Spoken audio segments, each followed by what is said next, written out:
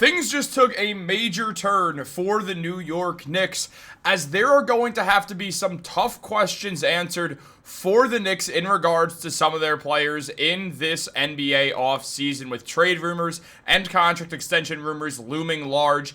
And now an outside perspective has just played a huge part in what is going to happen next with the New York Knicks, and we are going to break all of it down. What's up, guys? Welcome back to Knicks Digest. It's Chris here, and we're going to jump right into things. As always, let's do this. If you guys are part of that 71% that's not subscribed to Knicks Digest, make sure to subscribe. We got daily videos like this coming out 2 to 3 times a day in the offseason. Bunch of stuff going on right now. The NBA draft is going down in less than 24 hours, and on top of that, we are seeing a lot more exciting moments with free agency beginning, the Knicks coaching search looming large, and just a lot of rumors surrounding what this Knicks team is going to look like once the offseason is said and done. But let's jump into it. There's a lot to go over. There are some players at the Knicks. There's going to have to be some tough questions that are answered about them, and two of them are guys with extensions due in Mitchell Robinson and Mikal Bridges. Now, Leon Rose keeps his cards very close to his chest. It is hard to read what the man is going to do, but there has been some noise surrounding this situation, and now, taking a dive into things, we're seeing the intricate details of what is going down with this New York Knicks team right now, and Knicks insider Ian Begley just revealed a lot on his show, The Putback, as he mentioned. The interesting thing that Begley had heard, not on the Knicks side, but on the player side, was that the expectation was they were going to be here. As Begley mentioned, this was their read on the situation, maybe a week ago. Things are fluid, but I did find that interesting. The thought around Mitchell Robinson was that we're here, we're not going anywhere. That, to me, tells you a little bit about what the Knicks are thinking for their team. Look, that, by all comments, makes it feel like there's a very good chance that Mitchell Robinson is going to be returning to the Knicks. Now, to some people, it might be that, yeah, well, obviously, but his contract is expiring. Now, I need to preface this because people always think I'm trying to trade Mitch or I want Mitch gone. Mitch is my favorite player in the Knicks. I do not want to see him get traded, and I also am going to explain why I don't want to see him get traded without just saying, well, I love Mitchell Robinson.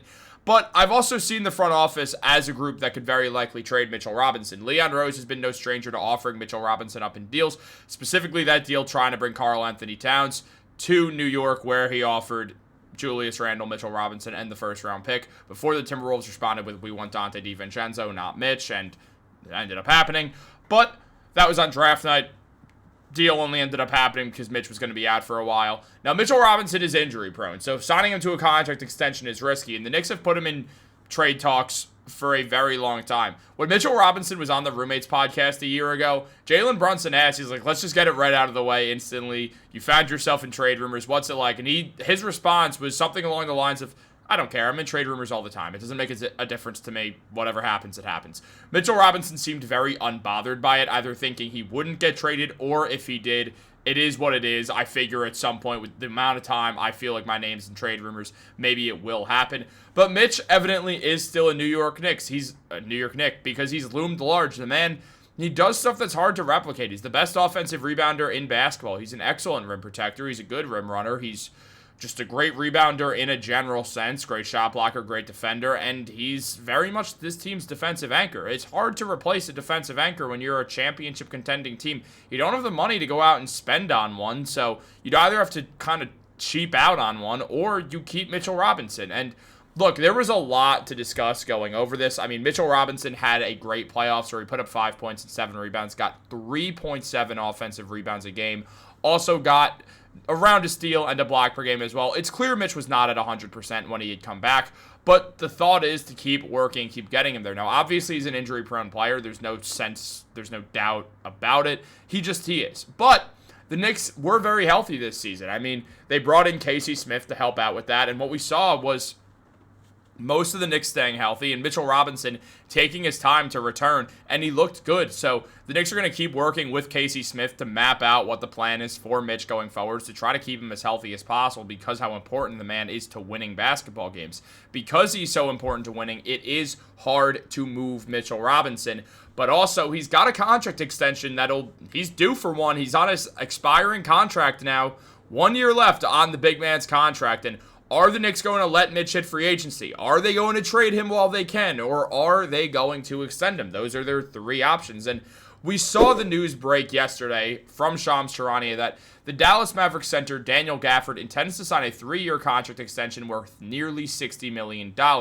Mavericks officials and Gafford's agent Mike George and Shai Say of Clutch Sports negotiated the new deal through the 2028-29 season. Now, Daniel Gafford was solid this season, no doubt about it. Put up 12 points, 7 rebounds, and 2 blocks a game in the 57 games that he appeared in, shooting 70% from the field. No one's doubting how good Gafford was. And because of that, what we're seeing is a guy in Gafford who very likely is going to be getting, or kind of setting the market value for a lot of good defending centers who rebound the ball well, got nearly 3 offensive rebounds a night, and also score the ball well. Now, we look at Mitchell Robinson, and we look at just some other perspective on it. Sam Quinn and Schwinny Poo joined the pod Strickland to weigh in on the Knicks options with both Mikal Bridges and Mitchell Robinson, though this did skew more towards Robinson. We will talk about Mikal Bridges after, but it's more about Mitchell Robinson right now with everything that's going down. Look, when it comes to Mitch, it's very clear that there's two things. Extending him is going to be hard. The Knicks are near that second apron already, and that cap situation is going to become a lot tougher once they extend Mitchell Robinson, once they extend Mikal Bridges, and that's going to have a big impact on things moving forwards. So what Quinn and Schwinny Poo both said was, yes, I did almost just call him Poo, and I decided against it for those who kind of caught that. But what Sam Quinn and Schwinny both mentioned were that it's hard to find a trade that involves the Knicks sending out Mitchell Robinson where you're going to get the same value back. It's almost impossible to do so. So that $20 million that Gafford signed for, that's around the value that we'll see Mitch getting. He's going to get a raise off of his current contract. He will be making more money because Mitch and his agent are going to be like, well, your hand's forced, man. What are you going to do? You're going to let me walk for nothing? You didn't trade me. So now you gotta either pay me now or I'm gonna go somewhere else, and then you are gonna be screwed out of luck. So what looks like is going to happen is the Knicks will probably lean towards extending him right now unless they decide to trade him and likely lose value in an effort to save money. However, what did Leon Rose say when he fired Tom Thibodeau? He said, I also know it's Thomas, by the way. I'd have to make that clear. But Leon said, our sole focus is winning a championship. The second apron is tough to deal with. But if you can win a championship and it takes going to the second apron, you obviously go into the second apron. It's not the end of the world if you win a ring. You achieved your goal. Oh no, we're in the second apron. We also are going, oh no, with a ring on our fingers. So it's a little bit different. So I do want the Knicks to pay Mitchell Robinson because I don't want Mitch to go anywhere. I think he's really hard to replace. In fact, I don't think he's really replaceable. What Mitchell Robinson does, and Sam Quinn said this as well, it's kind of impossible to replace all the little things that he does for him. Now, the closest comparison to Mitchell Robinson, I'd say, is Steven Adams, a man who put up 6.6 rebounds, 5.7 points, and 1.1 blocks in the playoffs that he appeared in. The numbers were very similar to Mitch's, and Adams was great. He put up a good 3.3 offensive rebounds a night, close to Mitch's 3.7, second best offensive rebounder in the game. And Adams got a $13 million per year extension, 3 years, $13 million on that per year average. He's sitting pretty right now. So for Adams, he got good money as well, but he's a little bit older. He obviously missed the whole season with the torn ACL. So I don't think Mitch is going to get up to what Sam Quinn predicted, around $20 million. In fact, I think Mitch is going to get in between Adams and Gafford. I think he's going to get around $17 million. And if you can get Mitchell Robinson, a guy who is a game changer, to a contract on $17 million, yeah, you have to worry about the apron. Figure something out, because you can't lose Mitch. Let's be real, you can't lose him. Definitely get him on a depreciating contract like you did last time. Pay him the most money in year one and then have it scale down. It just makes the most sense. But with all this being said, there also is the thought of Mikal Bridges, because say you were to cut the money in Bridges' sense, like trading him or doing something else, then the Mitch thing becomes irrelevant. You just keep Mitchell Robinson, you move forwards.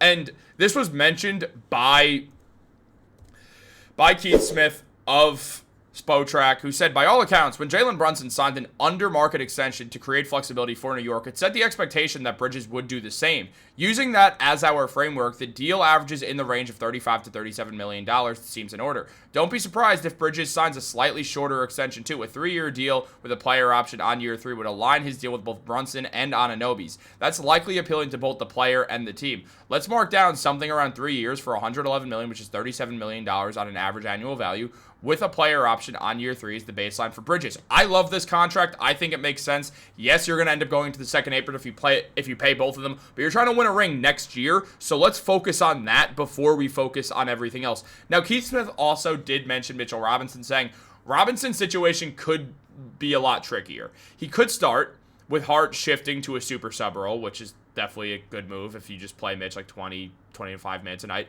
Or Robinson could continue to play a high-intensity backup role. If Robinson is seen as an important backup, but a backup nonetheless, that will limit how far New York will go in an extension. Given the uncertainty in his role, but is important to the team, a deal around $48 million over 3 years makes sense. That's $16 million average annual value. The length of that would align with the Knicks' other long-term deals as well. I think that deal makes sense. Mitchell Robinson's really injury-prone. Are you paying him till a 4-year contract? What if he suffers a severe injury in year 1 and you're screwed? So I think 3 years. I think both these contracts are excellent by Keith Smith. I thought he picked perfect deals for both these guys, and I would be fine with the Knicks paying both of them, even if it goes into the second apron. I also could see Leon Rose deciding we can't pay both these guys. I didn't bring Mitchell Robinson in, so I'm going to send Mitchell Robinson out and try to get something in return. But if you do that, you have to get a defensive anchor who's also a rim runner, which means your hand is forced. That mid-level exception, that taxpayer mid-level exception, you have to throw it at Clint Capella and pray he signs. And he is not as good as Mitchell Robinson, so are you copping out a bit there? There's a lot to go over with this, and it becomes really, really difficult. But I think at the end of the day, if your sole goal is winning a championship, focus on that next year. You just made the conference finals. You're bringing in a new coach who's going to fit this team better. Go with this.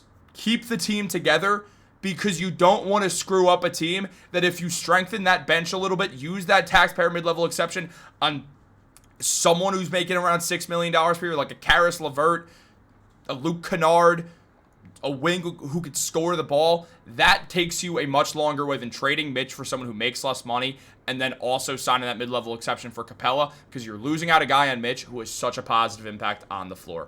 What do you guys want to see them do? I know this was a bit of a longer video, but just a lot to go over.